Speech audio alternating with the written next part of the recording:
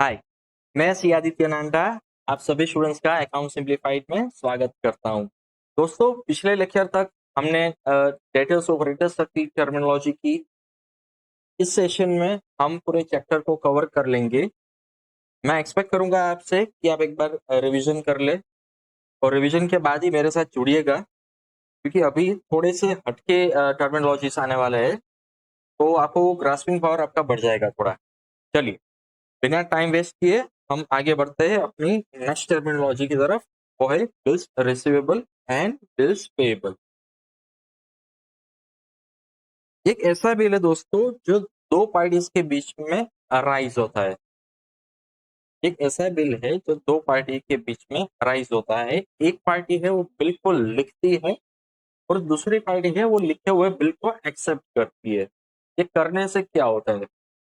जिसको पैसे लेने हैं ना, ये वाला, अच्छा एक मैं बात बता दूं, ये बिल रिसीवेबल और बिल्स पेएबल कब आता है? जब आपके डेटर एंड क्रेडिटर का रिलेशनशिप हो ना दो लोगों के बीच में, तब ये bills receivable as well as bills payable की टर्मिनोलॉजी अपने फिल्म में आती है। चलिए, मैं इसका एक प्रैक्टिकल सा एक एग्जांपल दिखाता हूँ। मैं पहले ड्रॉ करके मैं आपको बता दूं। एक ऐसा बिल होता है, बिल, एक ऐसा बिल होता है, बिल के ऊपर लिखा हुआ होता है bills of exchange. Bills of exchange, यहाँ पे डेट वगैरह लिखी होती है, डेट के ₹20,000 3 months from now to Mr. A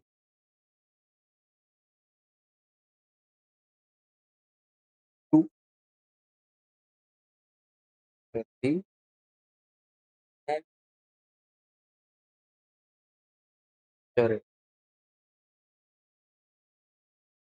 चलिए, एक ऐसा बिल होता है जो डेटर और क्रेडिटर के रिलेशनशिप पहले से एग्जिस्ट होती हो ना, वो बनाता है। जो बनाता है ना बिल, कि जैसे कि मैंने बनाया, तो उसका नाम होता है ड्रॉवर ऑफ द बिल। क्या होता है? Drawer of the bill. Drawer of, या तो राइटर ऑफ बिल। और जो बिल एक्सेप्ट करता है ना, उसको बोलते हैं बिल एक्सेप्टर। ये बिल क्या करती है ये मैं आपको बता दूं। ये बिल क्या करती है ये मैं आपको बता दूं। ये ऐसा एक राइट क्रिएट करती है to acquire a specified sum of money from a particular person a specified time period. ना समझा? चलिए, एक राइट, राइट माने आपका हक, ये एक हक क्रिएट करती है टू रिसीव, किसी से पैसे लेने का। कैसे? कितना पैसा? Fix amount. कितना फिक्स? जो बिल में लिखा हुआ हो। कब लेने का? Eight a specified period. कभी भी नहीं, एट द स्पेसिफाइड पीरियड। जो बिल लिखता है उसको bills drawer of a bill बोलते हैं, या तो राइटर ऑफ अ बिल बोलते हैं। और जो बिल एक्सेप्ट करता है, जो बिल एक्सेप्ट करता है, उसको एक्सेप्टर ऑफ अ बिल कहते हैं। सबसे पहले मैं थियरी समझा दूं, बाद में मैं आपको एक प्रैक्टिकल एक्सपोजर में दूंगा। It is a written document, it is a written document between two parties. One party is a bill writer and another is a bill acceptor. A bill writer acquires a right, मतलब कौन करता है? जो लिखने वाला होता है ना, वो राइट एक्वायर करता है टू रिसीव स्पेसिफाइड, देखना वर्ड इसको देखना अच्छे से, specified amount at a specified predetermined date in future. मतलब पैसा भी फिक्स है, टाइम भी फिक्स है, और ये सब कुछ प्री डिटरमाइंड होता है। This receivable emerges from a debtor. There is only one document between two parties where bill writer draws the bill and bill acceptor accepts the bill. This is important. मैं बताता हूँ कैसे। अच्छा, सबसे पहले तो मैं एक आपको प्रैक्टिकल एक्सपोजर दे दूँ। ये है क्या? ये मेरी दूसरी बुक है, दूसरे बुक में से मैं आपको दिखा रहा हूँ। चलिए, ये स्पेसिमेन ऑफ अ बिल है। देखिए बिल्स ऑफ एक्सचेंज है, एक स्टैम्प है, पैसे कितने, fix, yes fix, time period fix, pay Mr R fixed, a sum of rupees 1,50,000 value fixed, किसको भेजा है, मिस्टर क्यू को, किसने भेजा है, मिस्टर पी को।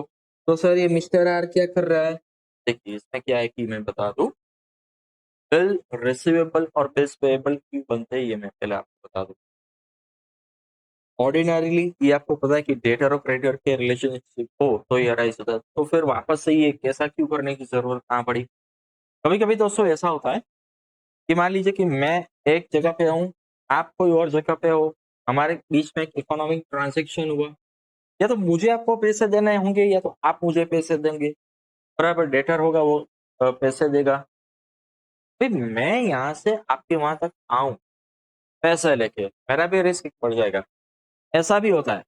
तो मान लीजिए आप मेरे सिटी में, आपको किसी और को पे करना होगा, हो सकता है इस फेयर चांस या तो मेरे सिटी या तो मेरे नजदीकी में कोई ऐसा सिटी होगा जहाँ पे आपको एक पेमेंट करना होगा। सेम सिचुएशन आपको होगी कि भाई आप वहां से यहाँ तक आओ, पैसे संभाल के आओ, इससे अच्छा एक काम करो कि आदित्य सर आपको मुझे पैसा देना है, बिल्कुल, आप एक काम करो, आप मुझे पैसे देने मत आओ, आप ये मिस्टर वाई को पैसे दे दो, वो आपके नजदीक में ही है, मुझे उनको पेमेंट करना है, तो आप अपना जितना है ना पैसा आप उनको दे दीजिए, मैं मान लूंगा मुझे पैसे मिल गए। सर ठीक है, नो प्रॉब्लम, मुझे तो आपको भी देना उनको भी देगा, मगर मैं कहूंगा भैया पेमेंट जन टर्म्स जो होगी वो हमारी क्लियर है, वो वैसे की वैसे ही रहेगी। आप बोलेंगे भाई चिंता मत कीजिए मैं लिख के दे दूंगा, वो आप ये लिख के देते हो मुझे, बिल्स ऑफ एक्सचेंज आप मुझे लिख के देते हो कि ₹1,50,000 3 months आफ्टर डेट, मतलब कि 1,50,000 रुपए 3 महीने के बाद पे मिस्टर आर, आप मिस्टर आर को पे करेंगे,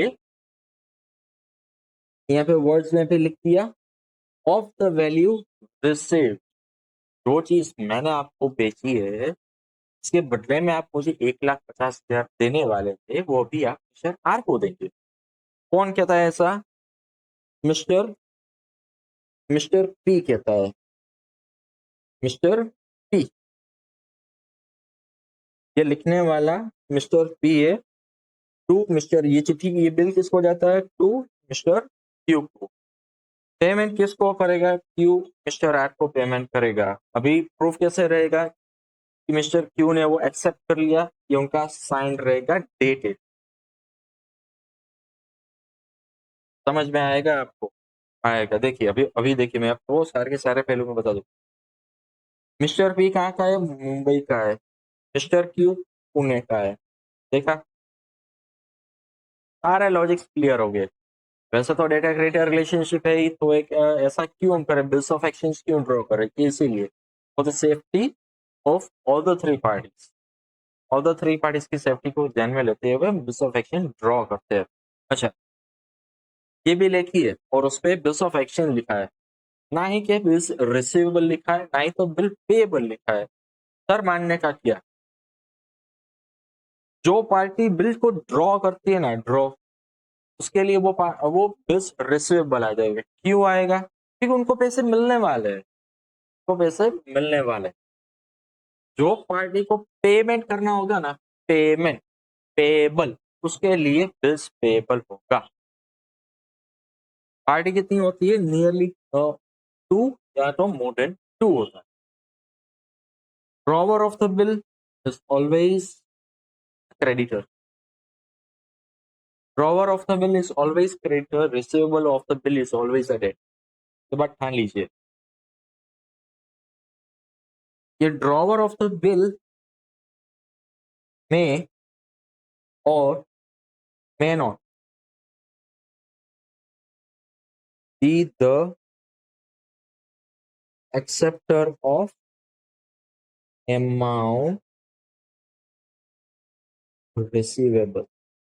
सबसे खतरनाक पॉइंट है ना आपका, जरूरी नहीं है कि जो बिल बनाए उसके हाथों में ही पेमेंट आए, ऐसा भी हो सकता है किसी और के हाथों में भी पेमेंट जाए। यहाँ वहां पे हमने क्या केस देखा, मिस्टर आर के हाथ में पैसे आने वाले थे, एक कौन रहा था, मुंबई से हमारे थे, कौन थे, पंकु भैया, मिस्टर पी। एक्सेप्ट किसने किया, क्यू ने। पैसा किनको मिलने वाला है, आर।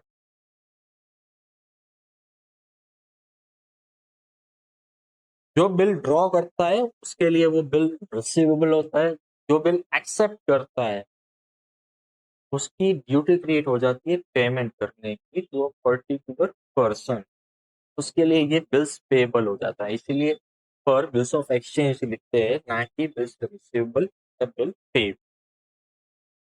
आपको समझ आएगा। अगर नहीं आ रहा है कोई दिक्कत की बात नहीं है, पूरा का पूरा चैप्टर है इसका अगली बुक। चलिए, a bill acceptor, the one who accepts the bill, accept the responsibility to pay specified amount at a specified predetermined date in future. Bills receivable emerges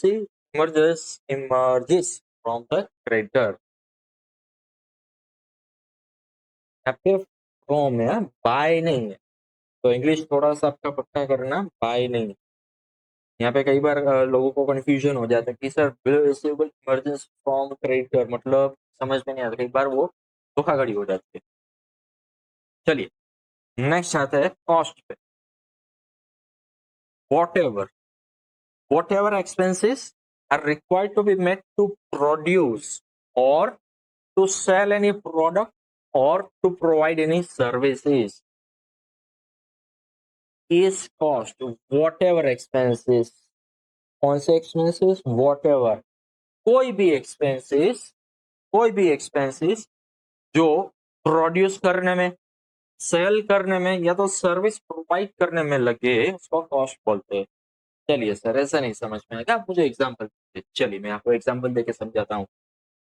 raw material लिया, लिया क्या करने के लिए, बेचने के लिए। अभी ये तो रॉ मटेरियल है, फिनिश गुड्स नहीं है, अभी आप उनको प्रोसेस करोगे। प्रोसेस करने के लिए क्या चाहिए आपको, तो कोई थोड़े एक से थोड़ी होगा, कोई और एक रॉ मटेरियल चाहिए थोड़ी सी क्वांटिटी में, थोड़ा सा प्रोसेसिंग कॉस्ट लगेगा, मशीनरी कॉस्ट लगेगी, थोड़े से लेबर लगेगा। तो ये सब जो खर्चा लगेगा ना प्रोसेसिंग के लिए, ये हमारी कॉस्ट है। रॉ लेबर भी, रॉ मटेरियल भी कॉस्ट है, ठीक है। एक फिनिश गुड बन गया, बन गया जी। अभी उनको बेचना है, बेचने के लिए भी आप जो कुछ भी एक्सपेंस करो, selling expense, advertisement expense, promotion expense, कई तरह के एक्सपेंस करो, everything is termed as cost. अच्छा, सर्विस प्रोवाइड करनी है आपको, सर्विस प्रोवाइड करना मतलब क्या, सिर्फ गुड्स का ही धंधा थोड़ी होता है, सर्विसेज भी प्रोवाइड होती है ना। अगर आप, मैं कंसल्टेंसी प्रोवाइड करता हूँ, मेरे भी कई सारे कॉस्ट इनकर होते हैं। मैं बुक्स होती है, सॉफ्टवेयर होता है, कई कई और टूल्स होते हैं, कई सारी चीजें होती है। तो जो भी चीजें सर्विस प्रोवाइड करने के लिए लगती है कम्स अंडर कॉस्ट। मेरे अंडर भी कई सारे एम्प्लॉयज है, कई सारे वर्कर्स है, प्रोफेशनल्स है, जो मेहनत करते हैं, मैं उसको सैलरी प्रोवाइड करता हूँ, क्या करने के लिए, सर्विस प्रोवाइड करने के लिए। Then in this case also the salary given by me, the cost. Easy है ना, डिफिकल्ट नहीं है। चलिए, रिसीवेबल, अभी मजा लेता हूँ आपके। Receivable, receivable, able, able, receivable. चलिए मजा start now. Receipt is equal to receivable answer, question mark को याद रखो। क्या receipt is equal to receivable, no, big no. Majority तक ये हो सकता है मगर पूरा रिसीवेबल को हम रिसिप्ट नहीं कह सकते। तो sir what do we mean by receivable, what do we mean by receivable? amount received or receivable by the business in a future from any person is known as receivable। ना समझा, चलिए वापस से। amount received or receivable by the business in a future from any person is known as receivable। Receivable कितने प्रकार के होते हैं? 4 प्रकार। एक तो होते हैं डेटर्स। डेटर्स तो आपको समझ में आया। बिल्स रिसीवेबल वो भी आपको समझ में आ गया। Outstanding income, sir what do you mean bye outstanding income? कई बार एक ऐसी इनकम होती है, कई बार एक ऐसी इनकम होती है जो आउटस्टैंडिंग होती है, तो ये नहीं हुई क्यों? हाँ सर, अच्छे से नहीं समझ में आया, चलिए मैं समझाता हूँ। स्टैंडिंग, हाँ, as the name suggests it is outstanding, मतलब मिलने वाला है, अभी तक मिला नहीं है। ये कब अराइज होती है? Due to time tax. और अच्छे से समझाओ दोस्तों। कई बार है ना, ऐसा होता है, काम की एग्जाम्पल लेके समझाता हूँ। मान लीजिए आपने फिक्स्ड डिपॉजिट की 1 लाख रुपए at the rate of 12% per annum for 1 year on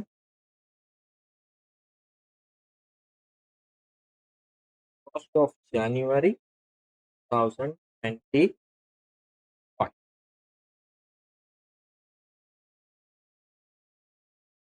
हमारे बुक्स ऑफ अकाउंट जो फाइनेंशियल ईयर है ना, इनका क्या आएगा ये जल्दी से बताओ। 25 26 एक खींच के दूंगा। 24 25 डेट देख लो पहले कौन सी।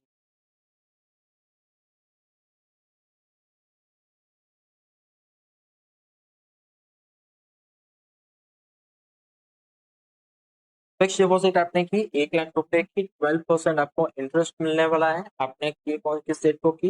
1 जनवरी 2025 को। यानी कि आपको पेमेंट कब मिलेगा पूरा का पूरा? तो 31 दिसंबर 2025 बराबर कितना मिलेगा? 1,12,000 रुपये। ठीक है, उसमें से 12,000 रुपये आपकी होगी इनकम। ये आपकी 12,000 रुपीज इनकम होगी। आपने ब्याज कमाने के लिए तो ये रखा है, तो 12,000 आपकी इनकम होगी। ये 12,000 की इनकम है ना दोस्तों, आपको 31 दिसंबर ये वाली डेट को मिलने वाली। तो क्या ये एक दिन की इनकम है? नहीं, और एक दिन की इनकम है। डेली आपको इन फ्यूचर अगर राइज तो हो रही थी, मान लीजिए ये 12,000 डिवाइड बाई 12 कर दो ना, तो इसके आंसर आएगा मुझे 1,000 रुपी। हर एक महीने मुझे 1,000 रुपी मिल रहे थे, ये मिल रहे थे, मगर मैं ले नहीं सकता था। पैसे मेरे पास आ नहीं सकते थे। पैसे मुझको कब मिलेंगे? In future. अगर ये अक्रू, ये जो 1,000 जो बन रहे थे ना पैसे, उसको बोलते हैं accrue. Accrue, it is accruing, it is creating, it is creating my wealth, sorry, creating my income.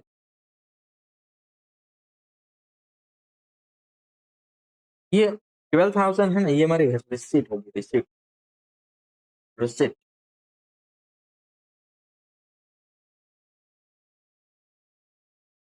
Outstanding, चलिए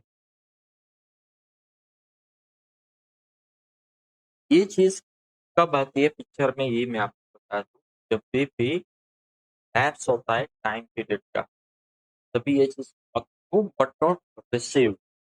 एक चीज मैं लिख रहा हूँ, अप्रूव कैसे लिखता हूँ, आपका पहली बार ये पढ़ रहे हो।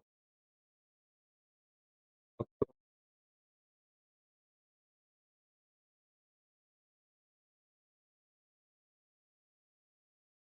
so, यहाँ पे भी टाइम लैप्स होगा ना, यहाँ पे ये चीज आएगी। तो sir what is the difference between debtor and outstanding income?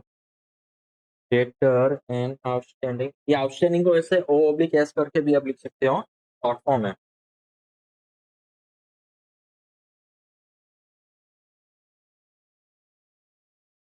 दोनों में पैसे आने वाले हैं। यहाँ पे है ना, पहले सेल हो जाना चाहिए, यहाँ पे पहले से तो हो जाना चाहिए, डेटर क्रेडिटर रिलेशनशिप अराइज हो जाती है। यहाँ पे पहले सेल होता है, एक फिक्स पीरियड डिटरमाइन होता है कि आप पहले आप गुड्स ले जाओ, सर्विस ले जाओ, बाद में पे करना। आउटस्टैंडिंग इनकम में क्या होता है, आउटस्टैंडिंग इनकम में पर्टिकुलर पीरियड, यहाँ पे स्पेसिफिकली टाइम लैप्स होता है। आपका पैसा तो बनता जाएगा मगर आपको मिलेगा बाद, आपका पैसा बनता जाएगा मगर आपको मिलेगा बाद। तो sir what do you mean bye prepaid expenses? हम तो बात इनकम की कर रहे हैं, हम बात इनकम की कर रहे हैं, तो एक्सपेंस क्यों, कहाँ से ये टप गया भाई? सही है आपकी बात। जब भी कोई हम एक्सपेंस करते हैं और वो एक्सपेंस का बेनिफिट लंबे पीरियड का होता है, तो वो भी वन फॉर्म ऑफ बेनिफिट है जिसका पेमेंट मैंने अर्ली कर दिया मगर उसका बेनिफिट मुझे काफी लंबे टाइम तक मिलने वाला है। फॉर एन एग्जाम्पल, मैं एक एडवर्टाइजमेंट कर रहा हूँ ऑन 1st of January 2025 और उनका बेनिफिट मुझे मिलेगा अप टू 30th June 2025। कितना महीना हुआ? 6 महीना, 6 months। क्या बेनिफिट मुझे कितने महीने तक मिलेगा? 6 महीने तक। पेमेंट कब किया मैंने? पेमेंट ये तारीख को कर दिया। 2 फाइनेंशियल ईयर आ गए बीच में, क्यू यहाँ पे 31/3/25 आ गया, ये 24/25, ये 25/26, बराबर है। इतना सब समझ में आ गया, फ्लो अच्छा बन रहा है, ठीक है। एक हमने पिछले लेक्चर्स में हमें एक चीज देखी थी, इस अकाउंटिंग पीरियड में जो भी एक्सपेंडिचर होता है it is important to record in that period itself. मान लीजिए कि ये मैंने एक 50,000 रुपीज का मैंने एडवर्टाइजमेंट किया था जिसका बेनिफिट मुझे 6 महीने तक मिलने वाला है।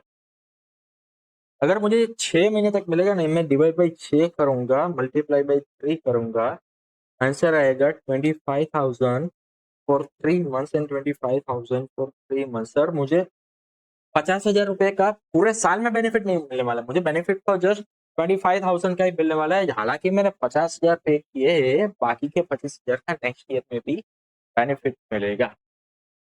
तो ये वाली जो टर्म है ना, प्रीपेड, इसको प्रीपेड एक्सपेंस कहते हैं। इसके बेनिफिट हम इन फ्यूचर में भी गेन करने वाले हैं।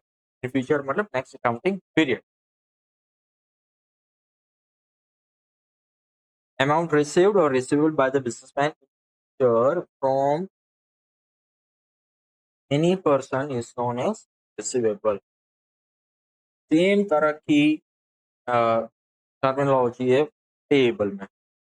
एनी अमाउंट, वहां पे हमारा रिसीव्ड हो रहा था, अभी हमारी बारी होगी पे करने, अभी हमारी बारी होगी पे करने। तो चलिए पे कब करेंगे? सबसे पहले तो हमारा डेटर क्रेडिटर रिलेशनशिप होगा, तो हमने किसी और से गुड्स परचेस किए होंगे, obligation for us to pay them.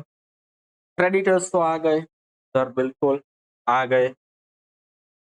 वो बिल एक्सेप्ट हमने किया था, कभी हमें किसी और को पे करना है, बिल्स पेएबल भी आ गया, डन है जी। अभी क्या बाकी, जैसे वहां पे एक सेल अप्रूव हो रहा था, इनकम हमारी अप्रूव हो रही थी बट रिसीव हो रही थी इन फ्यूचर। कभी कभी ऐसा भी होता है कि आप कस्टमर से बोलोगे कि आप पैसे एडवांस में दे दो, मैं चीज है ना, मैं गुड्स है, मैं बाद में भेज दूंगा। Then it becomes your obligation after receiving that advance money to provide the good on a time. Such advance received from a customer is also known as paid. Sir पैसा आ रहा है, पेबल क्यों कह रहे हो? रिसीवेबल नहीं हुआ, नहीं होगा। क्यों? क्यों भाई, मेरी ऑब्लिगेशन है, पैसा उसने एडवांस में दिए, मेरे पास गुड्स पड़े। मान लीजिए कि ये मेरे पास से ये घड़ी लेने के लिए आया, मैं उनको बोलूंगा कि भाई आप है ना काम कीजिए, मुझे 1 लाख रुपए एडवांस में दीजिए, मैं आपको ये घड़ी है ना 1 हफ्ते बाद में आपको भिजवाऊंगा। वो बोलेगा ठीक है सर, चलिए मैं आपके अब भरोसा करता हूँ, ये लीजिए 1 लाख, 1 हफ्ते के बाद भिजवा दीजिएगा। 1 लाख रुपए आ गए, ये भी मेरी सेल नहीं होगी। क्यों? क्योंकि मैंने अभी तक बेचा ही नहीं, मैंने अभी तक बेचा ही नहीं। बेचूंगा कब? 1 हफ्ते के बाद, 1 हफ्ते के बाद मैं बेचने वाला हूँ। तो जो 1 हफ्ते का जो पीरियड होगा ना, ये मेरे लिए एक ऑब्लिगेशन रहेगा कि I need to deliver this watch to you. एक मेरा ऑब्लिगेशन रहेगा, और जहां तक ऑब्लिगेशन रहता है ना, और सेल एडवांस, पैसे एडवांस मिल जाता है, वो अमाउंट को हम पेबल के द्वारा दर्शाते हैं। इस लायबिलिटी। कभी कभी ऐसा ही ये क्यों हुआ, मैं आपको बता दूं। मान लीजिए 1 हफ्ते की बात की, ये सारा मसला है ना फाइनेंशियल ईयर का है। जब जब 31 मार्च आती है, तब तक ये सारी चीजें एक्टिव हो जाती, सारी की सारी चीजें एक्टिव हो। When amount received for an obligation and the delivery period, it is divided into two financial periods. In such a case, every time the terminology will arise, whether it is a receivable or a payable. वहां पे हमारा क्या था? हमारा वहां पे क्या था? Outstanding income. वहां पे भी देखो दो थी। प्रीपेड एक्सपेंस में भी क्या था? दो फाइनेंशियल पीरियड में बटे। इनकम रिसीव्ड इन एडवांस, यहाँ पे भी सेम चीज होगी। आउटस्टैंडिंग एक्सपेंडिचर, आउटस्टैंडिंग एक्सपेंडिचर मतलब क्या? जैसे आउटस्टैंडिंग एक्सपेंडिचर, जो एक्सपेंस का बेनिफिट है ना, वो मैंने ले लिया, अगर अभी तक मैंने पे नहीं किया, तो मतलब और ठीक से समझा दो, समझा देता हूँ।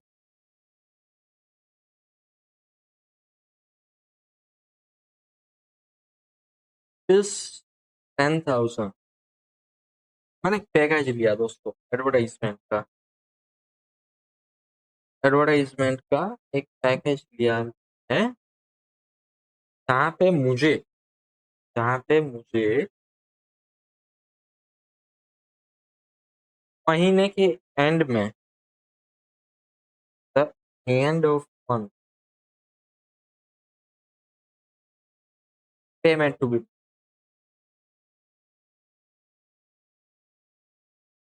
या तो मैंने रेंट पे एक जगह ले रखी है, जिसका भाड़ा मुझे next 15 day, 15 days of next month में करने का। एक जगह है, एक जगह मैंने भाड़े पे ली है। पेमेंट टर्म्स कुछ ऐसा है मेरा, मुझे एडवांस में नहीं देना है, मुझे एडवांस में रेंट पे नहीं करना है, नेक्स्ट मंथ की 15 तारीख से पहले पेमेंट करना पड़ेगा। मतलब कि मान लीजिए फॉर एन एग्जांपल, आज चल रहा है जनवरी, जनवरी नहीं चल रहा है आज, जैसे एग्जांपल दे रहा हूँ। जैसे आज चल रहा है जनवरी, मुझे जनवरी का रेंट है ना 15/5 तक मुझे पे करना है। मैं पूरा बेनिफिट पहले मैं उठाऊंगा 1 जनवरी से लेकर 31 जनवरी। Zero payment, zero payment, no payment shall be done. और जो जनवरी का मंथ का जो बेनिफिट है, वो मैं जनवरी में ही ले लूंगा। ठीक है, का पेमेंट कब होगा? द मंथ ऑफ फेब, वो भी कितने 15 दिन के अंदर। तो जब आप बेनिफिट एडवांस में ले लेते हो और आप पेमेंट है वो डिले करते हो, इन फ्यूचर में payment obligation for you to pay the money. That's why it is known as payable. अगर ये आपको दो समझ में आ जाएंगे, ये भी आपको दो समझ में आ जाएंगे। बस मसला आपका रहेगा आउटस्टैंडिंग इनकम, प्रीपेड एक्सपेंस।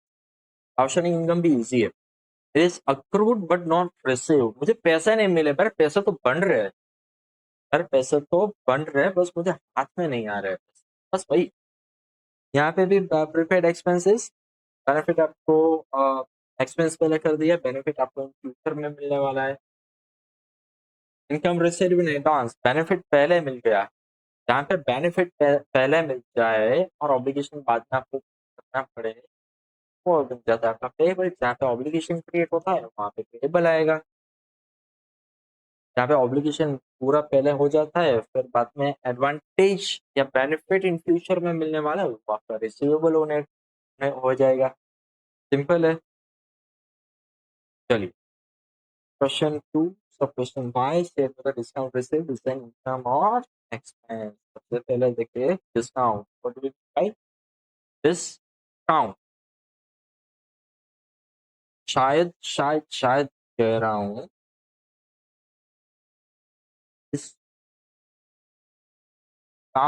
मतलब कितना, डिस्काउंट मतलब something to reduce or something off। इस डिस्काउंट मतलब कि कोई भी चीज हो उनका भाव मूल्य घटाना को डिस्काउंट बोलते हैं। ये कहाँ से आता है? ये परचेज एंड सेलिंग ट्रांजेक्शन से आता है। कैसे आता है ये बता दो। जब आप कोई भी गुड्स या सर्विस परचेस करते हो, 100 रुपए की चीज है आप परचेस करते हो, उसके ऊपर डिस्काउंट मिलता है। मान लो वहां पे लिखा हुआ होता है बाय एट ₹90, MRP 100। देखिए करते हैं, मजा आएगा। Buy at ₹90, MRP 100।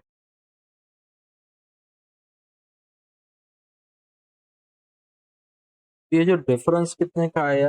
₹10 का। ये होता है डिस्काउंट। जब भी आप कोई चीज सेल करते हो, जब भी आप कुछ सेल करते हो, सोल्ड केमिकल ₹600 पर केजी गेट 500। तो यहाँ पे डिस्काउंट कितना आया बताओ जरा। 100 रुपए का कैसे? 600 माइनस 500, ₹100 डिस्काउंट। ये डिस्काउंट जब आप सेल करते हो तभी आपने डिस्काउंट दिया या लिया? डिस्काउंट दिया। तो जब डिस्काउंट देते हो तो क्या कहते हैं उसको? Discount allow. जब भी आप कुछ परचेज करते हो, कुछ परचेज करते हो, जब आपको उस पर डिस्काउंट मिलता है तो क्या हुआ? Discount receive, discount receive. State whether discount received then income or expense। Discount receive कब लगता है? जब परचेस करता हूँ तब। परचेस क्या है मेरा? एक्सपेंडिचर। तो डिस्काउंट क्या हुआ? एक्सपेंडिचर नहीं, ऐसा नहीं हो। डिस्काउंट आपका क्या, डिस्काउंट आपका क्या किया? आपका जो फ्लो ऑफ मनी था ना दोस्तों, वो आपसे घटाया। तो it is an income, is an income. क्यों? अगर डिस्काउंट नहीं हो तो आप तो 100 रुपए पे करने वाले थे, आप तो 100 रुपए पे करने वाले थे, आपको डिस्काउंट लगा इसलिए आप 90 पे करोगे। 10 रुपए फिर भी आपकी पॉकेट में रहेंगे। समझ में आ रहा है आपको क्या बोल रहा हूँ? ट्रांजैक्शन भले वो एक्सपेंस का है, ट्रांजैक्शन से आपको लेना देना नहीं है, मगर जो पर्टिकुलर डिस्काउंट है वो आपको बेनिफिट मिल रहा है। जो बेनिफिट आपको मिल रहा है वो तो इनकम होगी आपकी। पैसे बचे ना एट द एंड, के पैसे बचे। आप 100 रुपए की चीज लोगे। समझा समझा। चलो चलो चलो। आप ये देखिए, दो केस 1 केस 2 सेल 150,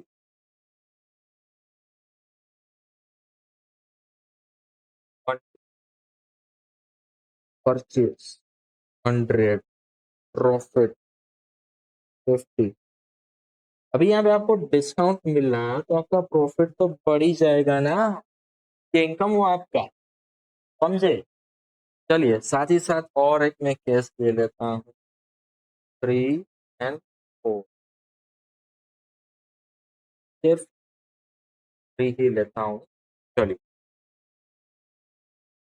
अभी मान लीजिए 150 का था MRP। ये वाला MRP बेस्ड है, MRP। सेलिंग प्राइस भी आपकी एमआरपी 150 है, परचेज प्राइस भी एमआरपी 150 पता। चलिए अभी आपका 150 की जगह 140 में आपने बेचा, को डिस्काउंट नहीं मिला, यहाँ पे 100 नहीं मिला, तो आपका प्रॉफिट क्या बन के आएगा? 40। आपका प्रॉफिट बन के आएगा 40। सेल इनकम थी आपकी, सेल आपकी इनकम थी, ये तो इनकम रहने वाली है, पर ये जो प्रॉफिट 10 रुपए कट गया, क्यों? ये 10 रुपए यहाँ से आए, यहाँ से 150 माइनस 140 10 रुपी। तो जब आप सेल में, जब आप डिस्काउंट देते हो ना at the time of sale, तो इज एन एक्सपेंडिचर, और जब आप कुछ परचेस करते हो तब आपको डिस्काउंट मिलता है, वो आपकी इनकम है। आई गेस समझ में आएगा आपको।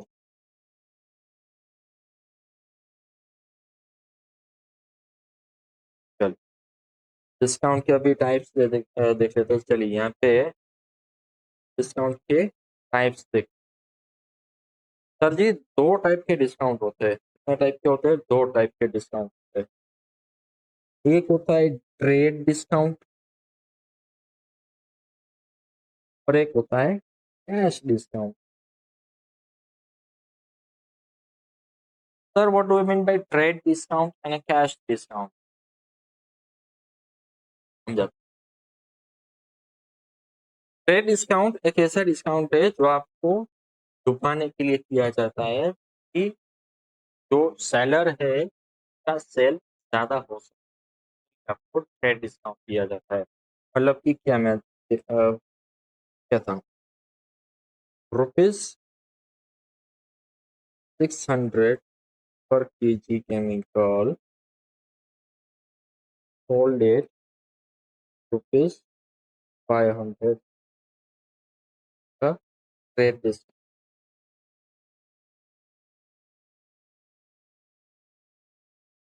एमआरपी कितनी आई?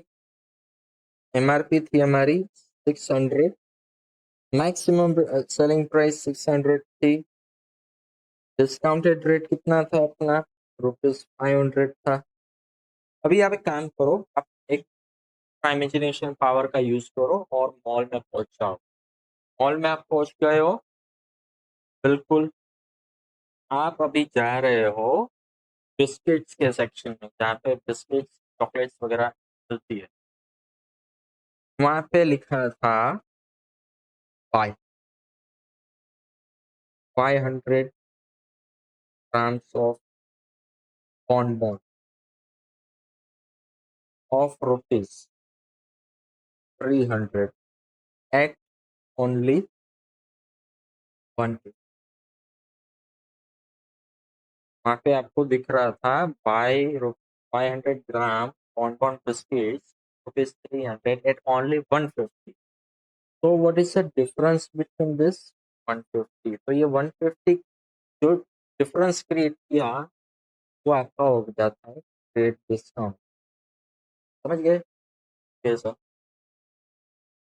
अभी ऐसा कितनी सारी चीजें आपने ली, कितनी सारी चीजें आपने ली, आपका बिल आया 3000 रुपीज। बिल, बिल काउंटर पे गए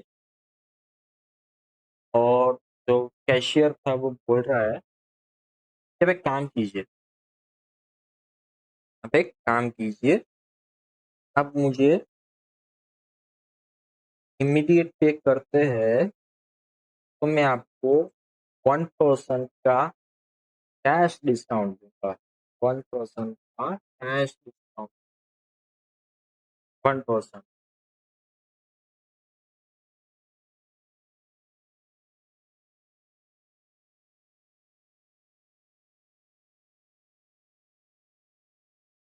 ये क्यों दिया? डिस्काउंट क्यों दिया? सबसे पहले ये ट्रेड डिस्काउंट तो मालूम पड़ गया। जब पेमेंट मेरे को, जब पेमेंट एक सेलर को फास्ट ग्रो करवानी हो ना, फास्ट, तब ये कैश डिस्काउंट यूज करते हैं। क्यों कैश डिस्काउंट करते हैं, ये मैं आपको ये चीजें तब होती है। ये एग्जांपल को भी आप एक साइड में रख दो, पूरा फोकस मेरे पे दो।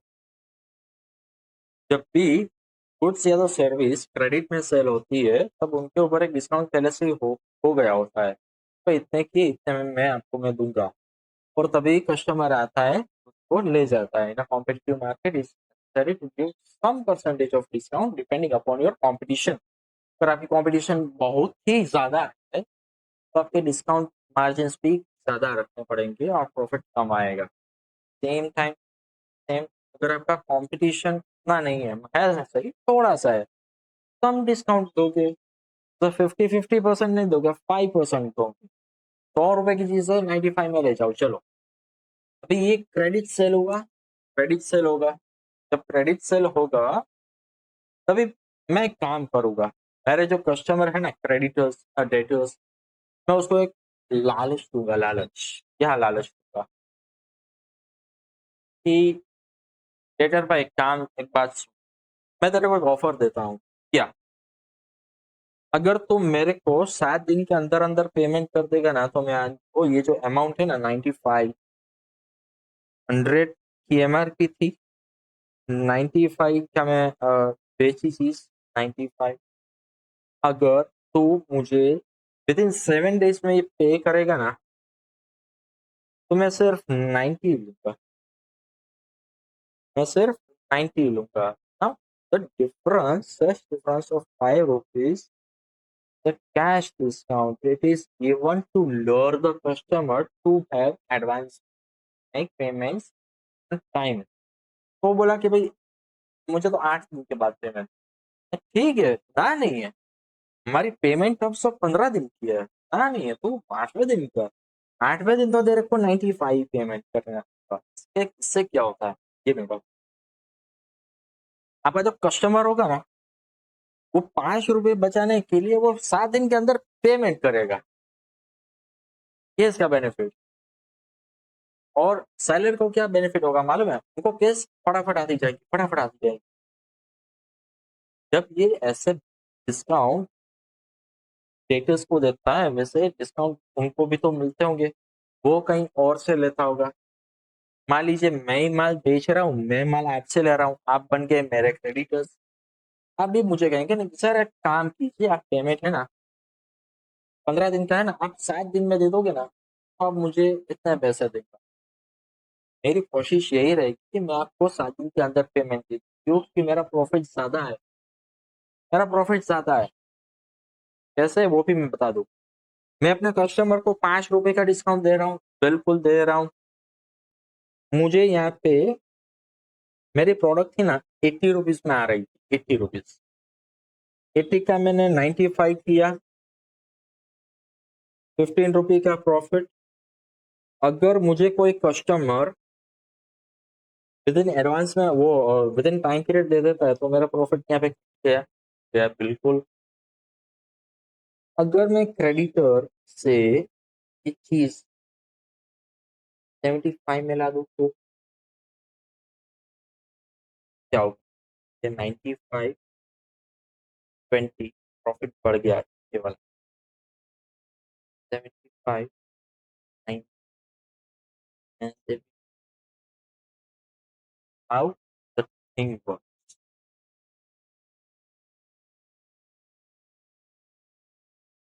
चलिए देखते हैं।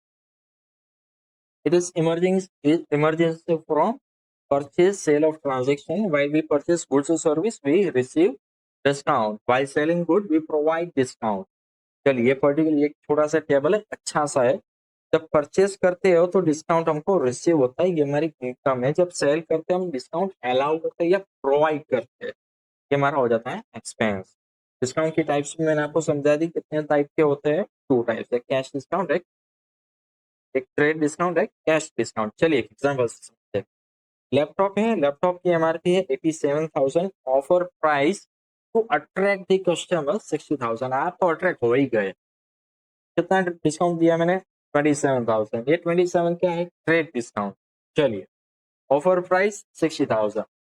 अगर आप डेबिट कार्ड से पे करते हैं ना, तो आपको 5% एक्स्ट्रा डिस्काउंट दिया जाता है, तो 60,000 के ऊपर।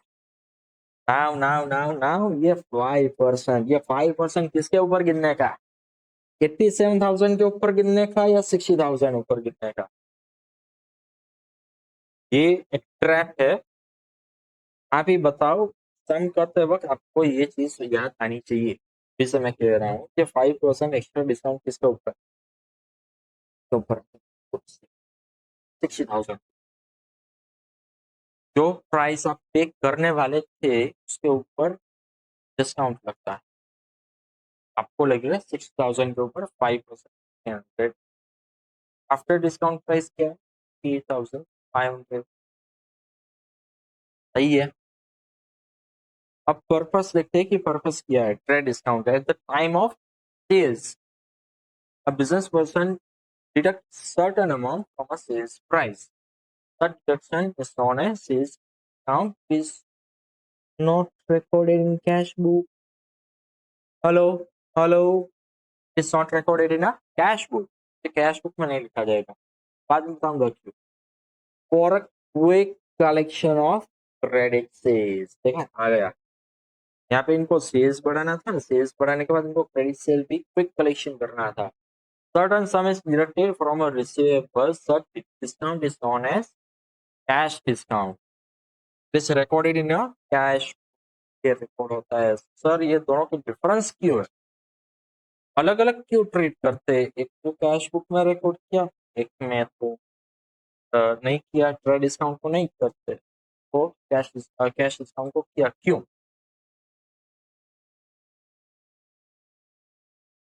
समझे, समझे। ये 100 का एमआरपी था, 95 की सेलिंग प्राइस है, बराबर। 5 रुपए तो मैं आपको ऐसे अट्रैक्ट करने के लिए ले रहा हूँ, पीछे पैकेट में 100 रुपीज लिखा होगा, मगर मेरी दुकान पर जब भी कभी आओगे ये 95 रहेंगे। डिपेंड्स अपॉन कस्टमर की आपका बेस कितना है वो बात अलग है। ये मेरी सेलिंग प्राइस है, मैं कितने में भी बेचूं, मैं कितने में भी बेचूं, मैं कितने में भी बेचूं, जो ये डिफरेंस होगा ना वो मैं रिकॉर्ड नहीं कर, ये तो आपका बेनिफिट है। आपका बेनिफिट मैं कैसे ये बता दूं, आप मेरी दुकान से ले रहे हैं, आपको बेनिफिट 5 रुपए का पड़ा, बाजू वाली दुकान के पास चले जाइए वो आपको 100 में ही बेचेंगे, अच्छा उसे 4 दुकान छोड़ के चले जाइए तो आपको 98 में देगा, तो बस आपका बेनिफिट है। मेरा इसमें लॉस उतना नहीं है, तो मेरा ये लॉस है ही नहीं, क्योंकि मैं चीजें उतने में बेचता हूँ। मैक्सिमम एमआरपी का मतलब क्या होता है, मैक्सिमम रिटेल प्राइस। जब ऐसा कस्टमर परचेज करता है ना, वो कंपेयर करता है एमआरपी और आपकी ऑफर प्राइस, चीज वही होती है। अगर चीज महंगी है या सस्ती है वो वहां से ही डिपेंड करेगा। अगर एक सी चीज है तो डिपेंड, कैलकुलेशन ये बेस ही बन जाता है कि भाई 1,000 रुपए की चीज है, तू कितने में देगा, मैं सर 900 रुपए में दूंगा। अच्छा भाई आप कितने में दोगे, आप दोगे 850 में, आप कितने दोगे 800 में, बताओ मैं किससे लूंगा, 800 वाले के पास, बट ऑब्वियस है वो बेच ही रहा है उतना होगा, तो लोअर द कस्टमर, ये कभी डिफरेंस है ना कभी भी रिकॉर्ड किया जाए। कैश डिस्काउंट, कैश डिस्काउंट किसके ऊपर लगता है, ऑफर प्राइस सेलिंग प्राइस पे लगता है, जो 800 रुपीज आई 95 उस पे लगता है। ये क्यों लगेगा, ये तो आपका लॉस ही है या आपका एक्सपेंस ही है। पैसे जल्दी निकल आने के लिए आपने थोड़ा सा पैसा छोड़ा है, भाई जाने दो ना भाई, जाने दो भाई, 5 टका 10 टका जाने दो, this is your actual expense my friend, और ये दिखना पड़ता है। एक बार ऑफर प्राइस सही हो गई, बाद में जो कुछ भी रिडक्शन अमाउंट होता है वो डिस्काउंट अलाउड होता है, और वो बिजनेस के लिए एक्सपेंस हो जाता है। बस भाई, चलिए आगे बढ़ते हैं। डेप्रिसिएशन, शायद नाम आप पहली बार सुन रहे हो डेप्रिसिएशन का। डेप्रिसिएशन क्या ही आइए समझ,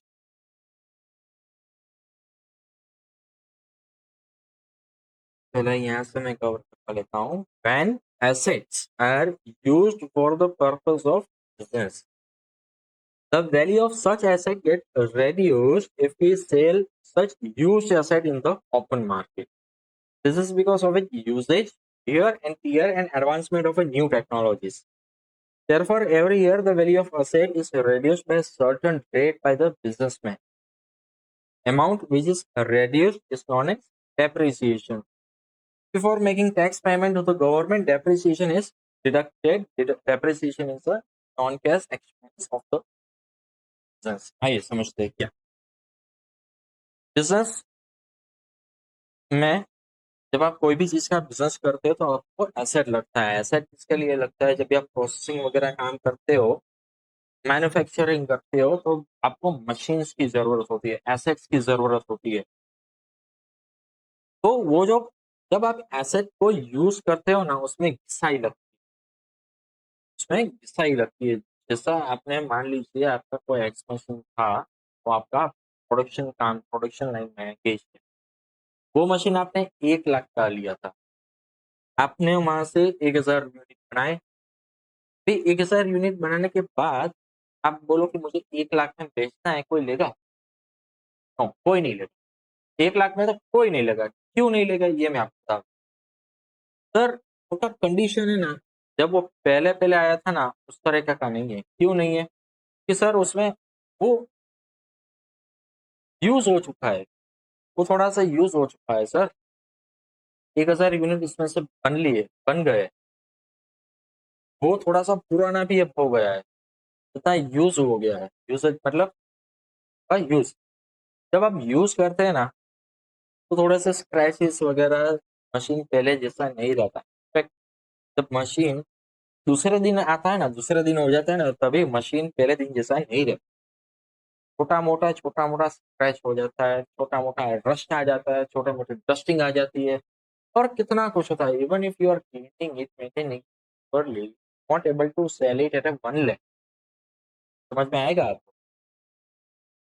जब यूज करते हो, जो प्रोसेसिंग के लिए होता है, यूज होता है, उसमें थोड़ा बहुत रिपेयरिंग काम भी होता है। जब एक थोड़ा सा यूज होने के बाद वो सेम वैल्यू नहीं, तो जो डिफरेंस क्रिएट होता है ना, डिफरेंस क्रिएट कहाँ से होता है? Purchase price minus realisable value मतलब आज मैं इस मशीन को बेचने जाऊं तो मुझे कितने पैसे मिल सकेंगे। वो 1 लाख तो नहीं होंगे, हाँ शायद 90,000 हो सकेंगे, डिपेंडिंग अपॉन द यूज। तो जो डिफरेंस आया 1 लाख माइनस 90,000, 10,000, उसको मैं डेप्रिसिएशन बोलूंगा। थोड़ा सा और कॉम्प्लिकेटेड करता हूँ, प्रैक्टिकल वे में चला जाता हूँ।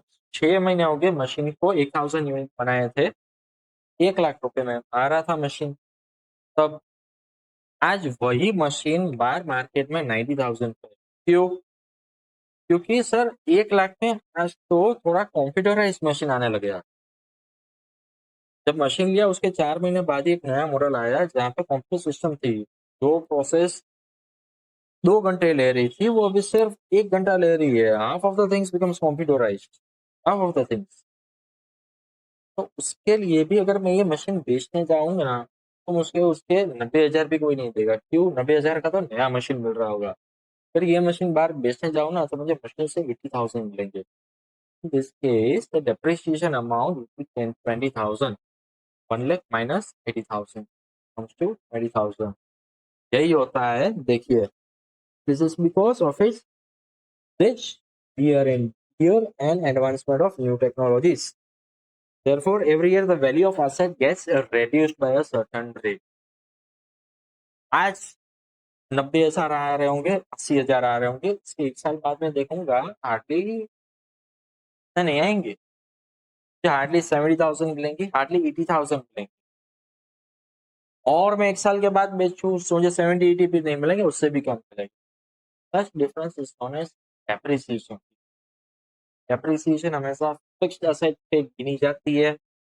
वही एसेट्स की इकोनॉमिक बेनिफिट हम 1 साल से ज्यादा ली थी, मतलब कि वो फिक्स्ड एसेट पे होती है डेप्रिसिएशन हमेशा। समझ में आया? हमेशा वो फिक्स्ड एसेट पे डेप्रिसिएशन गिनी जाती है। Bad debts. What do we mean by bad debt? Question 2, sub question 2. What is bad debt to the business? ये बैड डेट है ना दोस्तों, जब क्रेडिट में सेल किया हो ना, तभी भी ये टर्म्स आने की चांस होते हैं। क्यों? जब भी कभी क्रेडिट सेल होता है तब एक बीच में एक ऐसा अग्रीमेंट हो जाता है कि debtors is required to pay a certain sum of money at a certain, जब वो कैपेबल ही ना हो पे करने के लिए, जब वो पे ही ना करे, तो इन सच ए केस, जस्ट अ मिनट, सबसे मेन पॉइंट है वो मैं रह गया।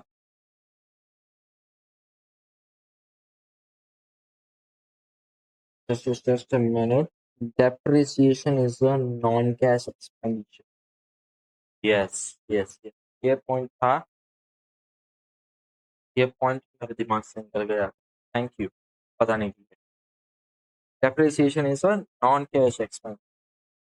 ये नॉन कैश क्यों है? देखिए,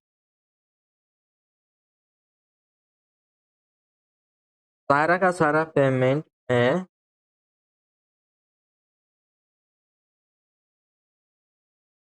मैं आज कर देता हूँ, इसका बेनिफिट मुझे मिलने वाला है 5 साल तक। सही है। इन 5 सालों में की वैल्यू रिड्यूस होते होते होते 30,000 तक आ जाएगी। तो ये डिफरेंस जो हुआ 70,000 का, ये 5 सालों में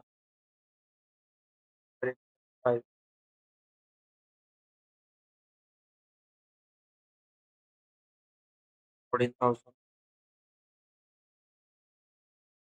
हर साल 14,000 रुपीज का मशीन में यूज कर रहा हूँ। हर साल मैं 14,000 रुपीज का मशीन में यूज कर रहा हूँ। ये आप मत देखिए, ये कैलकुलेशन अभी आपको समझ में नहीं आएगा।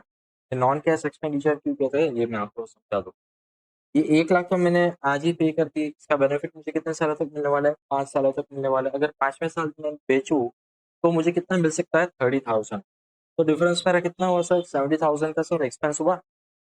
अभी पेमेंट तो मैंने आज कर दी थी, बेनिफिट मुझे लंबा चलने वाला है, ठीक है। तो अब वो मेरी जेब में से एक्सपेंडिचर नहीं किया होगा, जो एक्सपेंडिचर मैंने ऑलरेडी कर दी है उनका जैसे अपोर्शनमेंट होगा, उनका बस division of expense the basis of a time period होगा, ये वाला।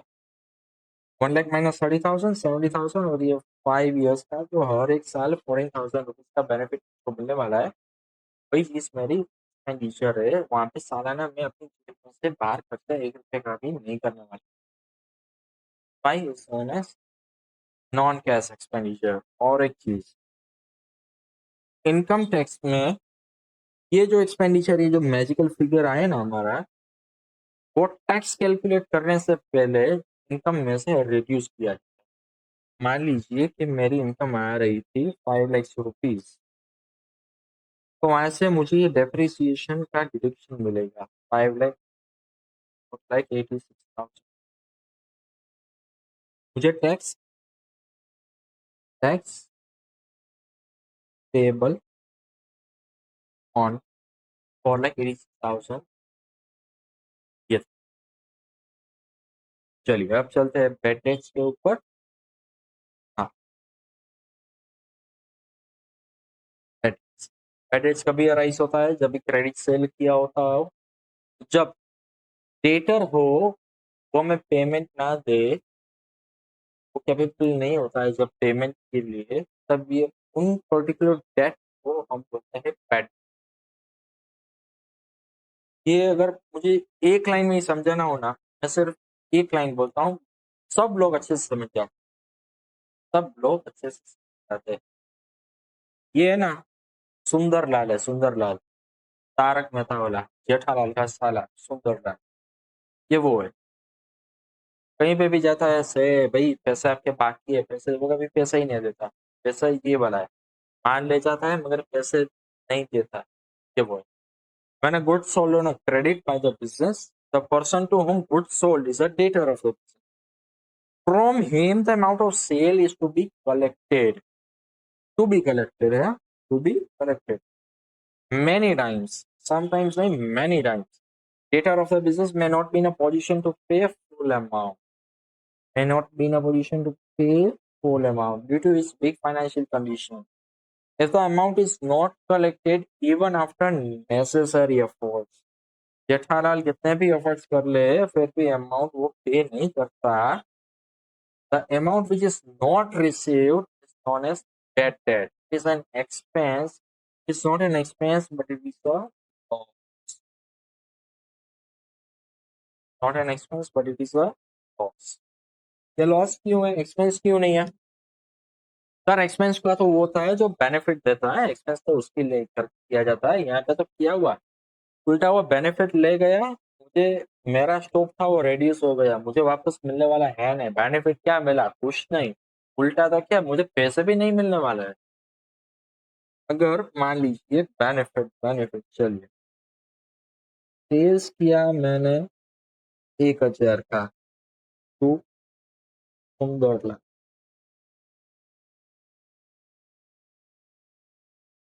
शायद 1,000 ही मेरे नहीं आए, तो in that case 1,000 would be my bad debts, my loss. Case change, amount received only 500, amount received only 400 example. तो जो 600 रुपये नहीं मिले ना वो मेरे बन जाएंगे बैड डेट, ये मेरे बन जाएगी बैड डेट, ये आने वाले ही नहीं। सही है, आपको समझ में आ रहा है? तो ये जो के पास था वो, if the amount is not collected even after necessary efforts, the amount which is not received, the amount which is not received पूरा भी हो सकता है, थोड़ा भी हो सकता है, is known as bad date.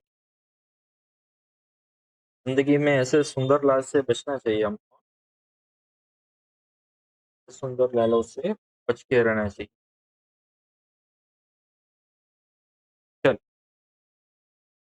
call one, what do we mean by one?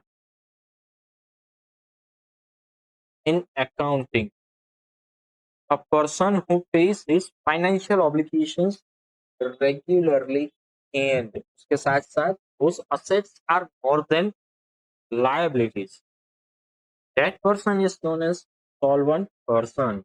मतलब कि जो इंसान, जो भी पर्सन रेगुलरली अपना फाइनेंशियल ऑब्लिगेशन पे कर देता है, और या और इज मोर इम्पोर्टेंट, और उनके assets as compare to its liability से ज्यादा है, that case a person is termed as a solvent.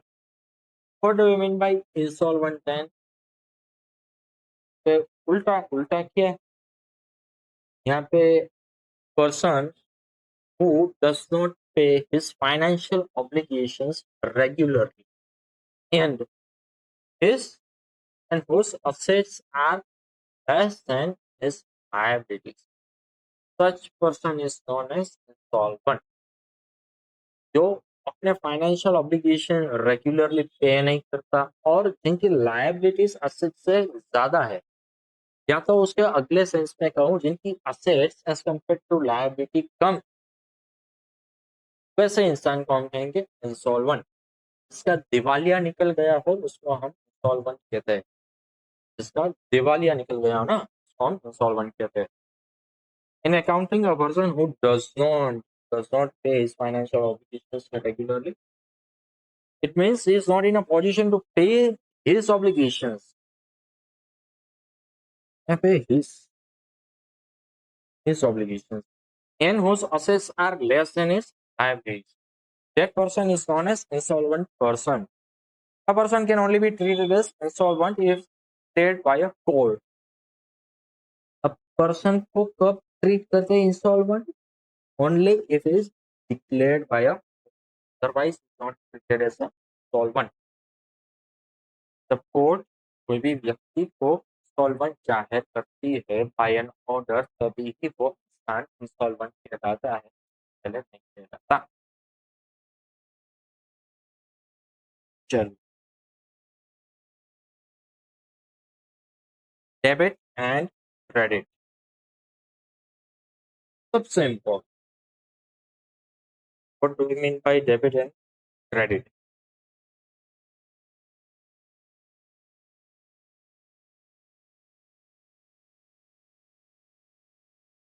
चल, डेबिट एंड क्रेडिट पढ़ते हैं। सर जी, अकाउंट्स है ना, दो मेथड से बना जाता है, दो मेथड से बनाया जा सकता है। एक तो है वो ट्रेडिशनल सिस्टम, जहाँ पे पूरे ट्रेडिशनल तरीके से जो पुराने जमाने, पीढ़ी के जमाने से बनती आ रही है, तो ट्रेडिशनल सिस्टम कहते हैं। उसका हमारी बुक में देशी नामा कहते हैं, देशी नामा। ट्रेडिशनल में देसी, नामा मीन्स अकाउंट, देसी नामा मीन्स ट्रेडिशनल अकाउंटिंग। और एक है dual method of accounting. Dual method मतलब dual, as the word suggests, there is two things.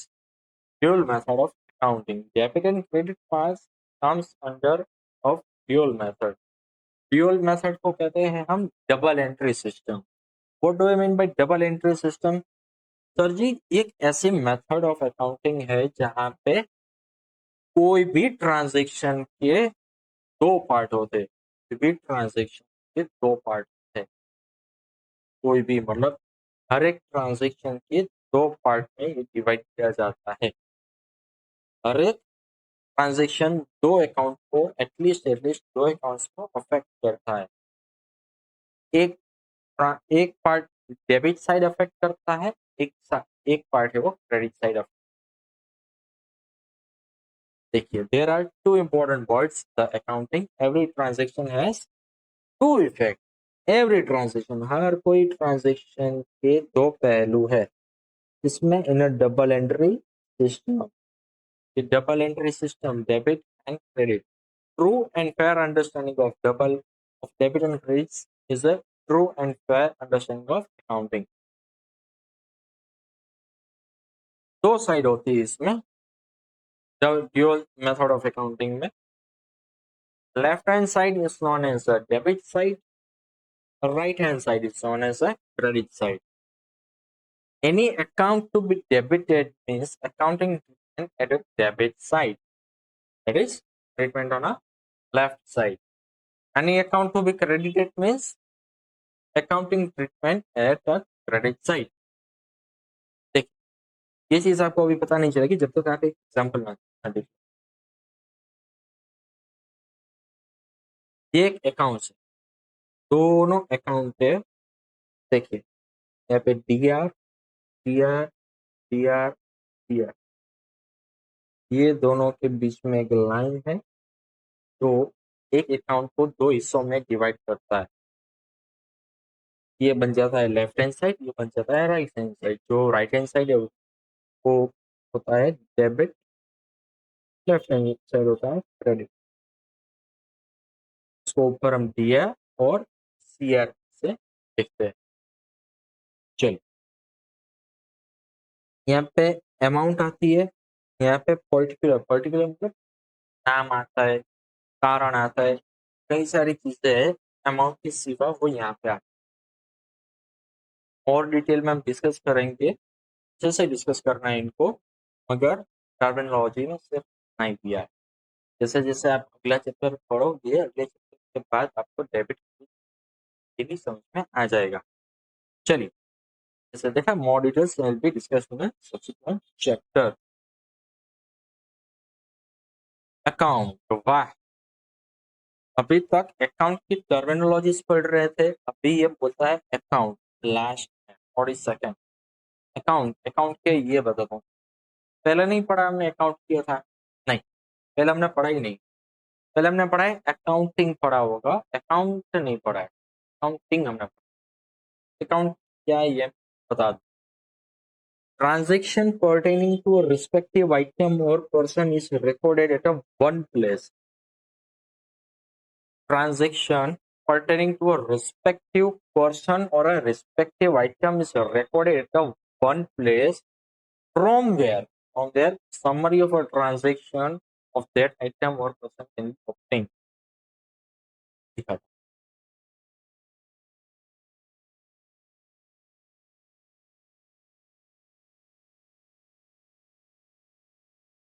मान लीजिए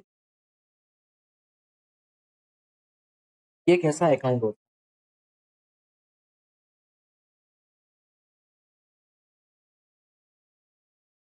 ये कैसा अकाउंट होता है आपके अमाउंट और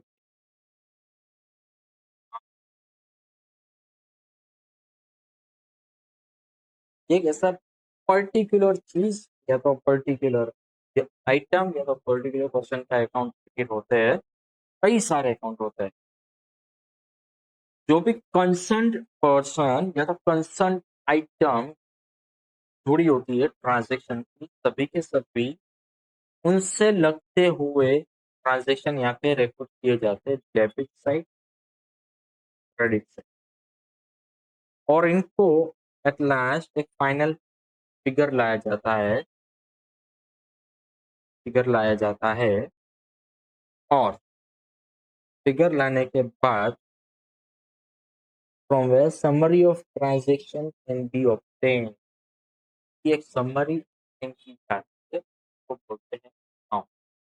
चलिए एग्जांपल देते हैं। Pushpa Ben is the customer of a business, goods are sold on credit to her, assume that the credit sale made that 20 times in year, 20 साल में हमने उनको क्रेडिट सेल किया, 20 बार उन्होंने पेमेंट किया, also she settles her account 20 times, तब now there are 40 transaction, 20 बार हमने भेजा, 20 बार हमने पैसा आया, 20 plus 20 40 transactions with a Pushpa Ben, particularly Pushpa Ben के साथ हमने 40 ट्रांजेक्शन किए। All these transactions are recorded at a one place in the book of account. सभी ट्रांजेक्शन एक ही जगह लिखे जाएंगे। पर all these accounts are recorded is known as Pushpa Ben account. ये अकाउंट का नाम क्या देंगे? Pushpa Ben account. Pushpa Ben is a person, first is a personal account, like personal account, goods account, asset account, income account, expenditure account are also prepared as per rules of accounting, even if there is only one transaction. That's prepared. Yeah, it is important. ये सही है। मतलब हमने Pushpa bank का account देखा, जैसे ही कई तरह के अकाउंट्स बनते हैं, परचेज के हो, सेलिंग के हो, इनकम के हो, एक्सपेंडिचर के हो, एसेट्स के हो, लायबिलिटीज के हो, कोई भी अकाउंट हो, सभी का हिसाब अकाउंट बना के किया जाता है। Even if there is only one transaction, तब ये अकाउंट बना के करता है, सब होता है अकाउंट। चलिए अभी आता है method of preparing accounts. Method of preparing account, सबसे पहले हम यहाँ पे आपकी टर्मिनोलॉजी सभी के सभी खत्म हो जाती है, सभी के सभी टर्मिनोलॉजीज खत्म हो गई है। अब आता है नेक्स्ट पार्ट के अंदर, what are the methods for preparing accounts. दो टाइप के अकाउंट्स होते हैं, देशनामा सिस्टम और double entry system. Double entry को dual method of and sorry double entry system रखते हैं यहाँ पे, तो बोलते हैं ड्यूअल मेथड ऑफ अकाउंटिंग। हमारी टेक्स्ट बुक में डबल एंट्री सिस्टम रखा है, इसे हम डबल एंट्री सिस्टम ही बोलेंगे। एक होता है Deshnama system and second one is double entry system. अभी अकाउंट के बेस भी होते हैं। What do mean by basis of accounting methods? जो डबल एंट्री सिस्टम है ना, उसमें भी कई तरह की टाइप्स होती है। एक होती है मर्केंटाइल सिस्टम, एक होती है कैश बेस सिस्टम, और एक होती है नेक्स्ट सिस्टम। सबसे पहले पहले तीनों तीन मैं करवाऊंगा, फिर मैं वापस से आऊंगा। What do you mean bye approval? What do you mean bye mercantile base? देखिए यहाँ पे ये वाला क्वेश्चन में भी है, क्वेश्चन 4 सब question 9 explain the method of maintaining accounts mercantile system in a cash basis. तो पहले चलिए, अभी इतना दो पे रही है तो निपटा देते हैं फटाफट, पढ़ा हुआ है आपने। It is an what explain Deshinama and double entry system. Deshinama system, it is an ancient method of writing accounts. Generally it was used by sole proprietor in a partnership. With an advancement in accounting, the system of Desinama system got reduced. Information is in this context is discussed in a subsequent chapter. Double entry system. What is double entry system of accounting? The double entry system of maintaining an account is based on a debit and credit rules. Basically, there are three rules of debit and credit which are discussed in subsequently. To prepare account, three different rules are used. कुछ था नहीं इसमें, इसलिए मैं उसको avoid कर रहा था। अगर मैं अभी आपको अभी गया है तो मैं आपको सब तय किया। देसीनामा सिस्टम ऑफ अकाउंटिंग एक ऐसा मेथड है जहाँ पे एंशियंट टाइम से हमारे चला आ रहा है, जहाँ पे एक खुद की भाषा से हम जिस एरिया में रह रहे हैं, गुजरात में रह रहे हैं तो गुजराती स्टाइल में अकाउंट बनते हैं, महाराष्ट्र में है तो की तरह के अकाउंटिंग बनते हैं। वैसे ही पूरे इंडिया में हर एक प्रांत, हर एक राज्य में एक सिस्टम डेवलप की गई है, उसके कोई ना कोई वर्डिंग्स डेवलप है, इसी तरह से वो अकाउंटिंग करने की कल्टिवेट की। ये एंशियंट टाइम है, हजारों साल पुरानी सिस्टम है। आज की डेट की बात करें, आज की डेट में डबल एंट्री सिस्टम है। डबल एंट्री सिस्टम में क्या होता है, हर एक ट्रांजेक्शन के दो पहलू होते हैं, एक डेबिट साइड और एक क्रेडिट साइड। हर एक ट्रांजेक्शन दो साइड अफेक्ट करती है, debit side as well as credit side. आज की बात करें तो क्या आज सिर्फ एक ही है डबल एंट्री सिस्टम? नो, आज भी दोनों सिस्टम काम कर रही है, मगर मैं आपको बताऊं डबल एंट्री सिस्टम है वो नियरली 99% वर्क कर रही है। देसी नामा सिस्टम वर्क्स ओनली एट 1%। ये किसके लिए? देसी नामा सिस्टम छोटे लोगों के लिए, इंडिविजुअल या पार्टनरशिप फर्म्स। जो लोग पुराने जमाने के हैं वो आज भी वो देसी नामा सिस्टम से अपने बुक्स और रिकॉर्ड मेंटेन करते हैं। मगर from view point of government और लीगल पॉइंट ऑफ व्यू की बात करूँ, अभी डबल एंट्री सिस्टम ही एक्सेप्टेबल है। आपको कितने कौन कौन सी पढ़ने की? सर दोनों पढ़नी है। क्यों? यहाँ पे सब्सिक्वेंट चैप्टर लिखा है, ये पढ़िए नहीं, इसलिए नहीं पढ़ी। आज भी कई सारे लोग थे वो डबल जैसे हमारे सिस्टम से बुक्स लिखते, जैसे हमारे से बुक्स लिख जाती है तभी बातों के अकाउंटेंट होते हैं, चार्टेड अकाउंट को डबल देसी नाम से डबल एंट्री फॉर्म में कन्वर्ट करो। आपको इसीलिए सीखना है कि आपको पता चले, हमारी संस्कृति पता चले। सेकंड थिंग, दिस इज आगे भी आने वाली है तो आपको बाद में कंफ्यूजन ना हो कि ये क्या है।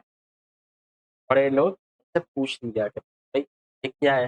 जैसे वहां पे हमने बेड टैक्स कहा था ना, वहां पे हमने प्रॉफिट की बात की थी, परचेज सेल की बात की। वहां पे बोलते हैं भाई खरीद वकरानु खातू, नफानु खातू, वैसे अपनी अपनी टर्म्स है, तो वो हम सीखेंगे। चलिए, अभी मार्केटाइज सिस्टम में, अभी डबल एंट्री सिस्टम है, वहां पे भी तीन तरीके से अकाउंट्स बनते हैं। डबल एंट्री सिस्टम में तीन तरीके से अकाउंट बनते हैं। mercantile या तो accrual system, second one is cash, and third one is hybrid form. That is which form? Again, that is something of a mercantile and accrual and something of a cash system. चलिए, अभी हम एक के बाद एक discuss करेंगे। I think hardly we have left anything and खत्म हो जाएगा। चलिए, थोड़ी सी बात बात है, 15-20 मिनट का लेक्चर चलेगा एंड समथिंग कंप्लीटेड। चलिए, mercantile or accrual fees in the in transaction of all the transaction, नहीं चलिए यहाँ से accrual or a mercantile fees under this method when accounts are prepared all the transaction of a respective year are considered। जब भी कभी ये method हम follow करते हैं तब उस साल में जितने भी ट्रांजेक्शन बन के आ रहे हैं वो सभी ट्रांजेक्शन हम रिकॉर्ड करते हैं, सभी को हम कंसिडर करते हैं in transaction of that accounting year. Transaction pertaining to receipts, payments, liabilities and assets are included। मतलब सारा receipts आ गया, पेमेंट आ गया, इनकम आ गया, एक्सपेंडिचर आ गया, एसेट्स आ गया, लायबिलिटीज आ गया, सब income and expenses of a respective accounting year are considered where, now this is important for you to understand, where outstanding income, expenses paid in advance, expenses outstanding and income received in advance are also। Okay, sir, ना खबर पड़ी। Income receive, देखिए सबसे पहले मैं income से लेता हूँ। Income receive in advance, advance में इनकम मिला। आउटस्टैंडिंग इनकम, इनकम बाकी है, इनकम हो गया। फिर लेते हैं एक्सपेंस को, प्रीपेड एक्सपेंस, एक्सपेंस पहले ही सही पे कर। आउटस्टैंडिंग एक्सपेंस, बेनिफिट ले लिया, एक्सपेंस नहीं पे किया, अभी भी ये रिसीवेबल के वो जो चार थे ना, debtor creditor receivable this payable, जो बाकी के दो इस साइड थे उनका ही सिर्फ ये बात है, वो इसके लिए हमने बाकी रखा, वो यहाँ से हमको समझ में आएगा, आ जाएगा। The income and expense of that particular financial year only are considered, it is, it includes the receivable income of the current year and payable expenses of the current year. Cash income and cash expense related transaction of a period previous year or next year are not considered in the type of the loss. The transaction of the previous year are considered in the previous year. The transaction of next year is considered the next year. So please समझ में आया, अच्छे से समझाओ, बहुत fast आप चले गए, समझा। According to mercantile or an accrual system, only those transactions are recorded which forms part of such accounting year. Which type of transaction are recorded, sir? Everything, whether it is income or expenditure, or it is a receipt, or it is payment, or it is assets, or it is liability. Everything will be recorded of a particular year. ये बात यहाँ तक समझ में आ गई sir? बिल्कुल आ गई। अभी नेक्स्ट चीज, टू डिटरमाइन द प्रॉफिट और loss, only such transaction that forms part of a current year. मान लीजिए कई बार ऐसा भी होता है कि भाई पैसे मिल गए मुझे, पैसे मुझे आज मिले, मगर वो प्रीवियस ईयर की सेल की गई थी, तो वो मेरे प्रॉफिट गिनने के लिए वो वाले ट्रांजेक्शन में नहीं लिखा, just for including calculating profit. Second, sir ji advance receive हुए सेल के लिए, मगर मेरा सेलिंग है ना वो नेक्स्ट ईयर होने वाला है, तो वो वाला जो मुझे अमाउंट मिलेगा ना एडवांस रिसीव, वो वाला अमाउंट मैं प्रॉफिट के लिए नहीं रखूंगा, क्योंकि वो वाली जो अमाउंट जो एडवांस के लिए है ना, उसका प्रॉफिट एंड लॉस मुझे नेक्स्ट ईयर में गिनने पड़ेगी। This is known as, sir ji पे प्रीपेड एक्सपेंस, एक्सपेंस तो मैंने आज कर दिए, मगर उनका बेनिफिट मुझे इन फ्यूचर में मिलने वाला है। मेरे पास दो ऑप्शन हो गए, या तो पूरा का पूरा बेनिफिट मुझे इन फ्यूचर में मिलने वाला है, नेक्स्ट अकाउंटिंग ईयर में मिलने वाला है, तो वो एक्सपेंस है पूरा का पूरा मैं इस साल के प्रॉफिट और लॉस को कैलकुलेट करने के लिए मैं नहीं लूंगा। अगर मुझे पार्शियल बेनिफिट मिलेगा तो मैं पार्शियल एक्सपेंस है वो मैं इस बार ले लूंगा, रिमेनिंग होगा अगले साल ले लूंगा। यहाँ पे वैसे ही प्रॉफिट एंड लॉस फाइंड करने के लिए जो पर्टिकुलर ईयर में जो अफेक्ट होता है ना पर्टिकुलर, वही चीज दिखा दे। चलिए नेक्स्ट, एज्यूम दैट, यहाँ पे assume that accounts are prepared for the period 1/4/14 to 31/3/2015. Salary of rupees 5,000 is paid every month. Further, assume that salary is March month is outstanding, मतलब बेनिफिट ले लिया, सैलरी मार्च मंथ की outstanding ये कब पे करोगे? अप्रैल में। पैसे कब दोगे? अप्रैल में। बट एक्सपेंडिचर कब इंक्लूड करोगे? एक्सपेंडिचर आप इंक्लूड करोगे 14-15 फाइनेंशियल ईयर। अपने 14-15 में कितने मंथ की सैलरी पे की? आपने पे की 11 मंथ की ₹45,000। सैलरी आउटस्टैंडिंग कितने मंथ की? एक मंथ की, मार्च मंथ 5,000। एक्सपेंस कितना कंसिडर करना पड़ेगा आपको for the financial year 14-15? 60,000।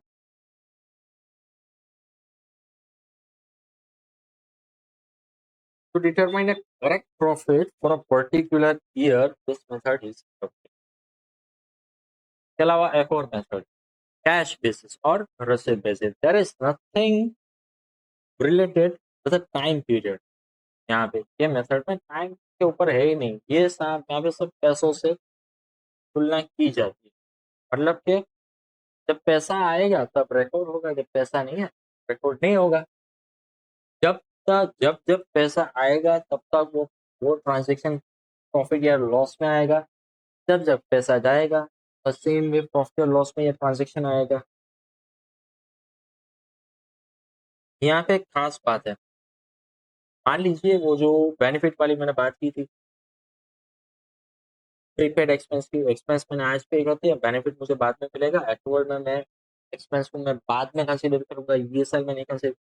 Cash system ऐसा नहीं होगा, कैश सिस्टम ऐसा होगा नहीं। 50,000 एडवर्टाइजमेंट में मैंने दिए, 25 आ रहा था, यहाँ पे पूरा का पूरा 50,000 की वही साल में गिना जाएगा जिसका पेमेंट हुआ। सेम टाइम हमारे पास एडवांस भी रिसीट हुए थे, जो हमको नेक्स्ट फाइनेंशियल ईयर में सेल करना था। That case even though it is an advance, जो साल में हमको पैसा मिला वही साल हम उनको गिन लेंगे और प्रॉफिट एंड लॉस उनको निकालेंगे। थर्ड, पेमेंट हमने किया था ये सैलरी वाले, देखिए 5,000 मार्च की ऑप्शन नहीं थी, अप्रैल में पे किया। तो for the financial year 14-15 if accounts were made by cash system, only 55,000 rupees will be recorded, and for the period of March, this 5,000 will be recorded in the next financial year. समझते हैं, चलिए कैसे। Under this method, the accounts are prepared of whichever accounting year, whichever are being prepared. Only all cash transaction of respective accounting year are recorded. Cash transaction of the respective year, accounting year include transaction pertaining to receipt, payment, asset, liabilities. Cash transaction of a previous year and current year are also be considered. The use of this method is very limited. Why? Because यहाँ पे अगर ये ऐसे ही करते रहे ना, profit आपका घटिया से घटिया बनेगा, ट्रू पिक्चर आपको दिखाई नहीं देगा। मान के चलिए कल आपने एक्सपेंडिचर कर 10 लाख का प्रॉफिट बन के आ रहा था 5 लाख, मगर जो 10 लाख आपने एक्सपेंडिचर किए ना, और फ्यूचर पूरे एक साल के लिए काम आने वाले हैं, और 10 लाख से आज 20 लाख रुपये कमाने वाले हैं। वह क्या मालूम है कि पूरा का पूरा आप 10 लाख एक्सपेंडिचर आप तक लोगे, 5 लाख का आपको प्रॉफिट बन के आ रहा था, माइनस 10 लाख करोगे तो आपका लॉस में चला जाएगा, बिजनेस में लॉस में चला जाएगा। उसके अलावा दूसरे ही साल अगर 20 लाख का प्रॉफिट देगा, क्यों? क्योंकि वो 10 लाख तो है ही नहीं, 10 लाख की तो इफेक्ट आपने दे दिए। और तो यहाँ पे है आपके प्रॉफिट डिस्टॉर्ट हो जाते हैं, तो अच्छे से मजा नहीं आएगा प्रॉफिट का। जब आप प्रॉफिट नहीं ढूंढ सकते तो आपकी प्लानिंग, जो एडवांटेजेस ऑफ अकाउंटिंग है, नेक्स्ट ईयर का डिसीजन मेकिंग है, कंट्रोल है, वो सब कुछ वही का वही है। That's why the use of this is very limited. Hybrid दोनों का mix method. This method is identified as a modified method of a mercantile system. It is a mixture of a mercantile system and cash system. This method is not popular in India. Generally, the companies maintain their account under mercantile system as per accounting standard 1. Companies give certificate their accounting are prepared as per this. पता कैसे चलेगा हमको कि ये particular books of accounts है वो mercantile system से या कैश बुक्स, कैश मेथड से? के लिए सर्टिफिकेट लेना पड़ता है, जो भी अकाउंट बनाता है उनका सर्टिफिकेट आता है। भाई आप सर्टिफाई करके दो कि आपने किस तरह से अकाउंट बनाए, उस तरह से मैं अपना भेजा डाला हूँ। यूजर्स ऑफ अकाउंटिंग ज़्यादा important mind be type of method is been follow. Hybrid method तो इंडिया में है ही नहीं। પછી आपके मर्केंटाइल और cash cash system is very limited, most widely used mercantile system. Sir which type of accounting do we are going to learn? Mercantile।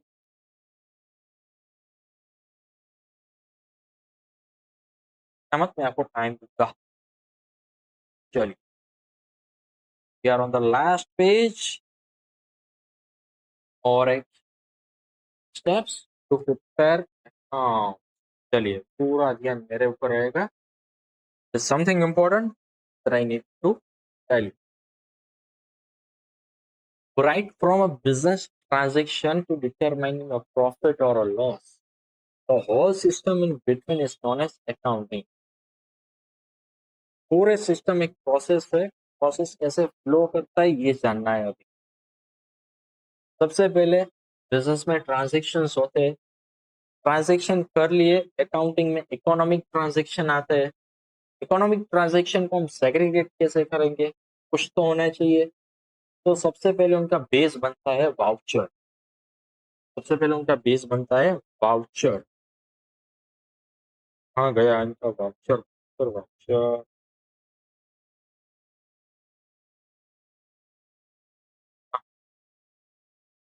ये voucher. Voucher क्या है? Is a written document evidencing that is the business transaction. From such document, what we can interpret, we can come to know whether the transaction is in relation to a purchase, sale, income, expense, receipt, payment, or it is a relation asset or liability. सब कुछ चीजें सिर्फ एक कागज से depend करती है, तो बोलते हैं वाउचर। जब भी कभी बिजनेस ट्रांजेक्शन बनता है, अब सबसे पहले क्या होता है, जब भी मान लीजिए कि घूस लेने गए, आपने पैसे दिया, वो आपको घूस देगा, सिर्फ घूस नहीं देगा, वो एक आपको बिल देगा। वो बिल आपका एक वाउचर रहेगा। बिल आपका एक वाउचर रहेगा, उस बिल से पता चलेगा वो पर्टिकुलर चीज है क्या, कि ये परचेस है। परचेस मतलब ये आपको फर्दर सेल करने की होगी, तो वो पर्टिकुलर आइटम आपकी परचेस होगी। कि वो एक्सपेंडिचर है, ये बेचने के लिए नहीं, ये तो कंजम्पशन करने के लिए। समझे? या तो आपने वो पैसे दिया, कोई आइटम ली, बिल दिया, तो बिल फिक्स एसेट का है या एसेट का है? या तो वो लायबिलिटी है, क्या है? सोर्स जो भी होगा ना, वो वाउचर से पता चलेगा। चलिए, it is a written evidence showing business transaction. From this document one can determine whether it is a purchase transaction, sale, whether transaction made by a cash or a bank, whether it is a cash or a credit transaction, transaction relating to asset, liabilities, income, expenditure. After deciding type, transaction are recorded in the books of account as per those conditions.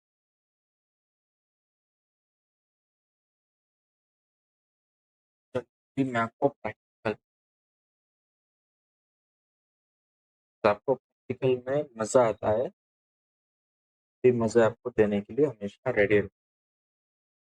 Voucher सबसे base बन के आता है। Voucher, बिना voucher के कोई भी transaction record नहीं किया जाता। हर एक चीज का वाउचर होता है। अगर आप कहीं से भी कुछ भी परचेस करते हो, जो आप बिल मांगते हो, वो अकाउंट में इनपुट करने के लिए बेस बन जाता है। उनके ऊपर सभी इंफॉर्मेशन होती है, डेट लिखी होती है, किस टाइप का ट्रांजेक्शन है ये लिखा हुआ होता है, कौन से टाइप का ट्रांजेक्शन है ये लिखा होता है, ट्रांजेक्शन में क्या है, गुड्स है, सर्विस है, क्या है, वो सब लिखा हुआ होता है, बैंक से क्या है या कैश से क्या है, वो सब लिखा हुआ होता है, क्रेडिट ट्रांजेक्शन है या कैश ट्रांजेक्शन है, वो आपको लिखा, वो उसमें पता होता है। It becomes a base of transaction. कई बार मुझे एक स्टूडेंट ने पूछा था कि ऐसा तो कई सारे ट्रांजेक्शन है जिसके बिल ही नहीं बनते, तो क्या वो इकोनॉमिक ट्रांजेक्शन नहीं? हरगिज नहीं। एग्जाम्पल देके बता। वो बोलता है कि सर, हमारी फैक्ट्री है, फैक्ट्री में हम गुड्स एक जगह से दूसरी जगह हम डिलीवर करते हैं। कई बार गुड्स छोटे मोटे होते हैं ना, वो ऑटो में आ जाते हैं, रिक्शा में। हम लोग रिक्शा में डाल देते हैं गुड्स, हम लोग डायरेक्टली उनको पेमेंट कर देते हैं।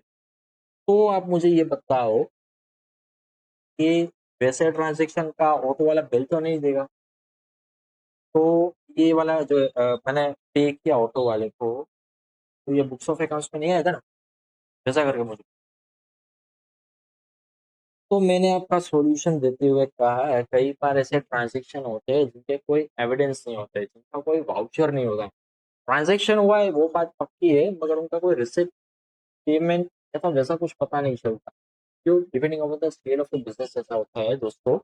अगर आप ऑटो वाले जैसे ऐसे तब इतना आप काम करोगे स्वीपर के घर पे, जो काम वाली बाई आती है, ऑफिस, तो ऑफिस होगी आपके, डैडी की ऑफिस होगी, वहाँ पे जो काम वाले बहन आते होंगे, तो झाड़ू पोछा का, वो इनवॉइस इशू नहीं करेंगे जब पेमेंट करोगे। बस आप पेमेंट हो गई, बस आएंगे, तो इनवॉइस इशू नहीं करेंगे। तो मैं प्रूफ कैसे रखूं कि मैंने ये सर्विस ली आपसे? मैं प्रूफ कैसे रखूं? मुझे कुछ तो चाहिए क्या? मुझे पता ही नहीं चलेगा कि मैंने इतना खर्चा किया है। At that time it comes a self voucher. जब किसी चीज का बिल नहीं होता ना, उसका वाउचर होता है। और ये वाउचर कौन बनाता है? खुद बनाता है। जो पेयर होता है ना, जो पेमेंट करता है, उसको तो वाउचर बनाता है। वाउचर में पूरा डेट वेट सब लिखेगा, डेट लिखेगा, पर्पस लिखेगा कि ये वाउचर किस लिए बनाएगा। ऑटो वाला होगा तो मैं लिखूंगा ऑटो रिक्शा एक्सपेंस। जो भी पैसे होंगे वो पैसे लिख दूंगा। कैश में दिया, जीपे दिया, क्यूआर कोड से दिया, वो सब में लिखूंगा। जिसको मैंने दिया उनका नाम लिखूंगा, मैं अपनी साइन करूंगा। जिसके पास से जिसको मैंने पैसे दिए उनको भी मैं कहूंगा भाई एक बार यहाँ पे साइन कर, मेरा बेस बन जाएगा। मुझे रिकॉर्ड करना है वाउचर, तू तो नहीं देगा है, मगर मुझे ये चाहिए। साइन करके दे सकता हूँ तो वो साइन करके देता है। वो बोलते हैं वाउचर। सर मजा ना आई भी देखा तो मजा है। आप बोले और मैं ना करूँ तो हो सकता है। चलिए वाउचर वाउचर वाउचर,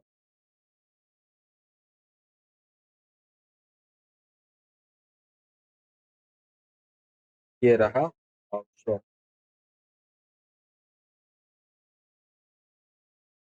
ऐसी बुक आती है।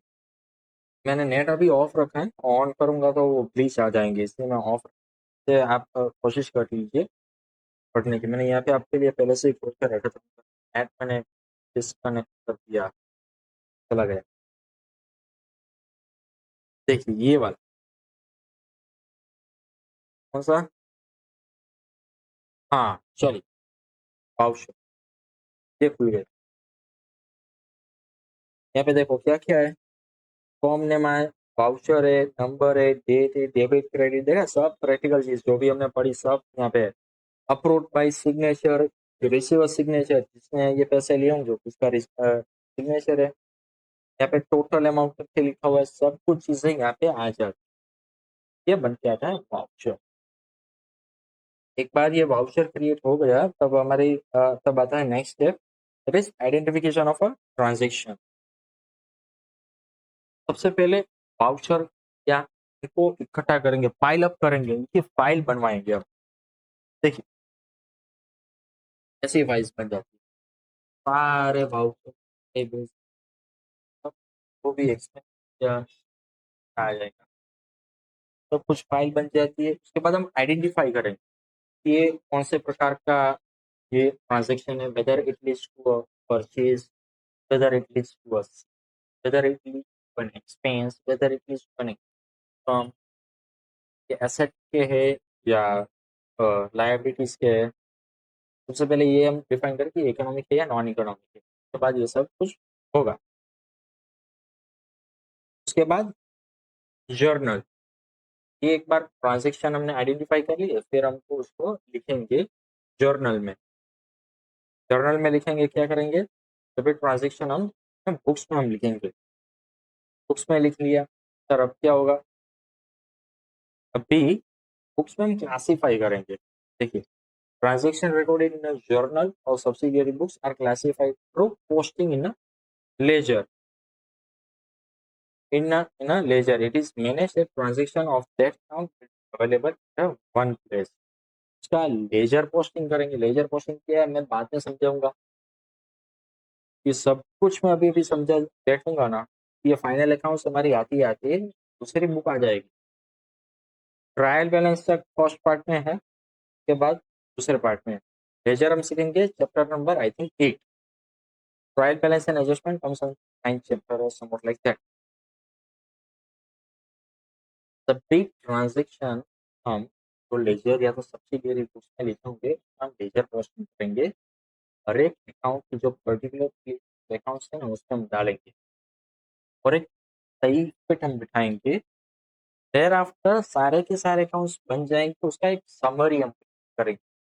जो समरी होता है ना, एक ही पेज में सारे अकाउंट्स के लिस्ट आ जाते हैं, सारे अकाउंट्स के लिस्ट बन के आ जाते हैं, उसको बोलते हैं ट्रायल बैलेंस। के बाद बारी आती है हमारी एडजस्टमेंट। थोड़े बहुत एडजस्टमेंट होते हैं प्रिंसिपल के हिसाब से, रूल्स के हिसाब से, लॉ के हिसाब से, और बहुत एडजस्टमेंट आते हैं। वो करने के बाद हमारी जर्नी एट द एंड आती है to determine profit and loss, तो creation of a profit and loss account, balance sheet and trading account. चलिए अभी मैं आपको समझाता हूँ theory. Voucher is the first step of a business transaction which is valid written document of a transaction mode. Second, identification of a transaction, whether transaction is a business, for business is economic or non-economic, whether transaction is a cash or a credit is determined at this stage. Third, recording in a books. At this stage, economic transaction are recorded in a journal or a subsidiary books. Fourth, posting in a ledger.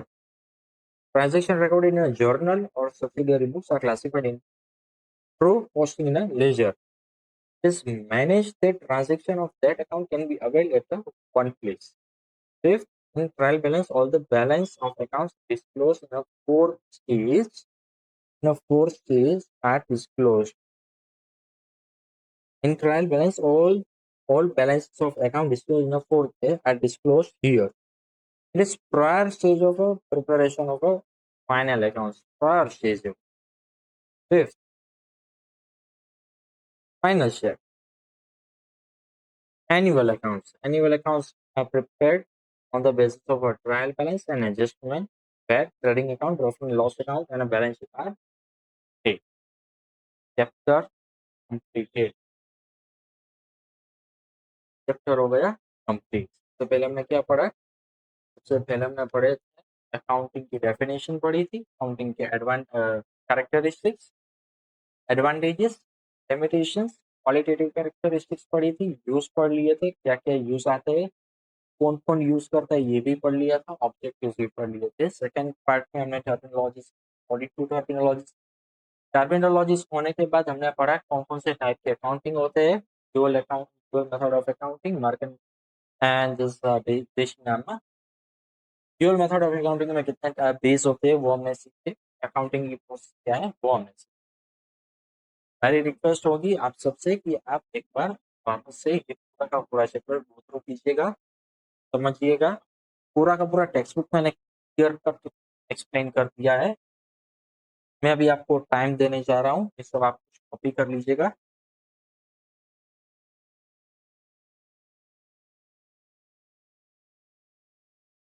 इसी है right from the very next lecture में ये सब कुछ explain नहीं करने वाला हूँ। I will stick with terminologies as used in account. तो जब भी आप नेक्स्ट लेक्चर मेरा शुरू करो उससे पहले मुझे फर्स्ट चैप्टर आपका क्लियर कर चाहिए, एटलीस्ट टर्मिनोलॉजी आपके दिमाग में होनी चाहिए। क्वेरीज लिख नहीं पाऊँ मुझे चलेगा सेकंड मेरे नेक्स्ट लेक्चर के लिए, मगर मुझे ये इतना आप में कॉन्फिडेंस चाहिए कि ये पर्टिकुलर चीज को बोलते क्या है। अगर वो नहीं आ रहा है आप रिवाइज कीजिए, लिख के कीजिए, अगर कीजिए।